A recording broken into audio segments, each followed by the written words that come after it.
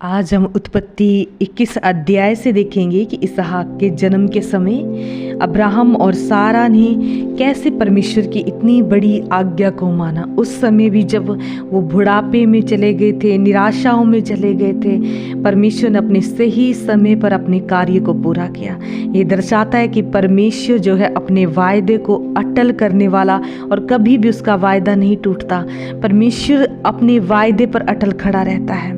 देखो, अब्राहम और सारा बूढ़े हो चुके थे, लेकिन उनका वो निराश तो हो चुके थे, लेकिन उनका विश्वास अटल था।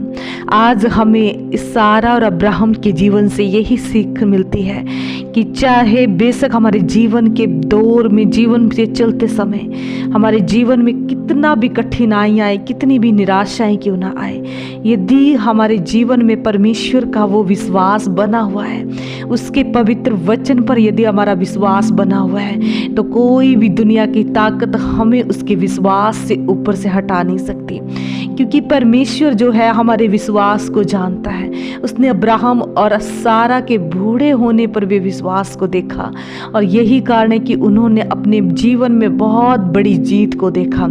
बेशक समय बहुत बीत चुका था, लेकिन परमेश्वर का अपना समय होता है, और परमेश्वर जो अपना समय होता है, परमेश्वर का वही सही और उत्तम समय होता है। इसलिए हमें, यदि हमारी प्रार्थनाओं के उत्तर आज नहीं आ रहे हैं, हमें अपने परमेश्वर से प्रार्थना कर रहे हैं कि प्रभु हमारे जीवन में ये हो जाए, वो हो जाए, लेकिन मैं सच में ये आपसे कहना चाहती हूँ कि प्रार्थनाओं की बजाय हमें विश्वास करना चाहिए कि परमेश्वर जो हमारे इन पहाड़ों को, इन संघर्षों को, इन निराशाओं को हमेशा के लिए अपने सही समय पर हमारे जीवन से दूर निकाल देगा।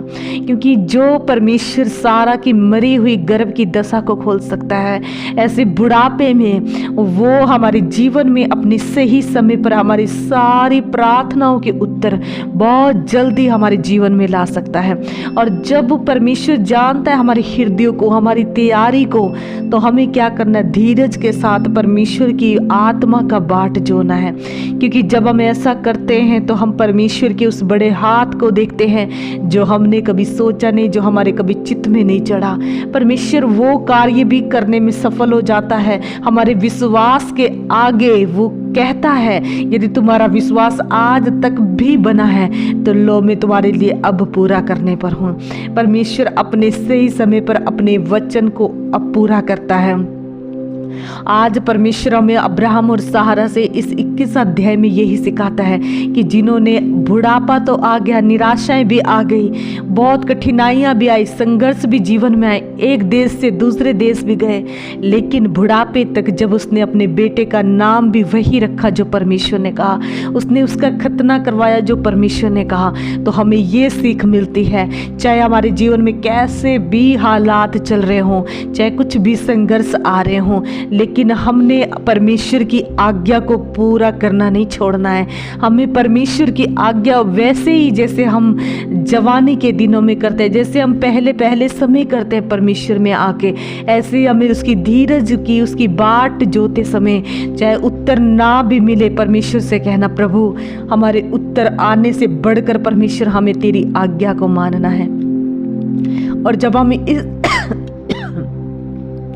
इस तरह से परमेश्वर की आज्ञा को मानते हैं, परमेश्वर वो बड़ा इतिहास हमारे जीवन में रच देता है। और जो परमेश्वर की ओर से होता है वो थोड़ा सा नहीं होता। अब्राहम और सारा तो चाहते थे कि बस सिर्फ हमें इसहाक चाहिए, लेकिन परमेश्वर ने जब सही समय पर उनको इसहाक दिया, उसके साथ उनको बहुत बड़ी आशीष दे दी कि मैं तुम्हें जाति जाति का मूल पिता बनाऊंगा।